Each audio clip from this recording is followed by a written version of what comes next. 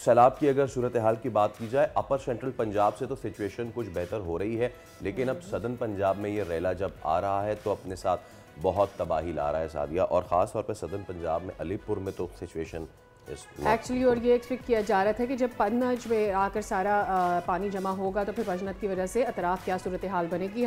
Although के तमाम तर इदारे बशमूल पाक फौज इस वक्त अपनी भरपूर कोशिश कर रही है कि किसी तरीके से यहाँ पे फंसे लोग हैं उनकी मदद की जाए, उन तक राशन पहुँचाया जाए, बट अभी भी सिचुएशन इतनी डेविस्टेटिंग है सादिया। हम इस बात से चलिए छोड़ें कि कितनी मैग्नानिमस है द स्टैट्स एंड ऑल, उसको एक तरफ रखें।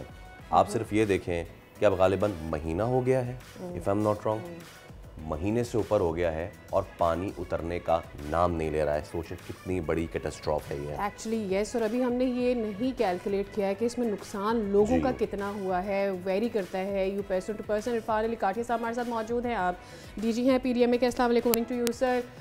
इस वक्त जो सिचुएशन है ज़रा हमें समझाइएगा। हमें यही पता चला था कि जब पंजनद पे पानी आएगा तो फिर वहाँ से अतराफ में और सिचुएशन जो है वो आउट ऑफ कंट्रोल हो सकती है या कैटास्ट्रॉफिक हो सकती है, तो क्या ग्राउंड रियलिटी है सर? जी बिस्मिल्लाहिर्रहमानिर्रहीम। इस वक्त पंजनद से पानी अपनी पीक जो 7,03,000 क्यूसेक्स अटेन करने के बाद अब बड़ा तेजी से वो डिक्रीज कर रहा है और अब 3 लाख के करीब तकरीबन पहुंच चुका हुआ है।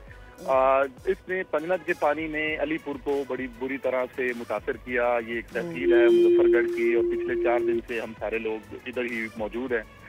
इसका इलाका है आगे सीतपुर और खैरपुर सादात और इस तरह का जो मुजफ्फरगढ़ इलाके हैं, इनमें बड़ी मैसिव इनंडेशन हुई।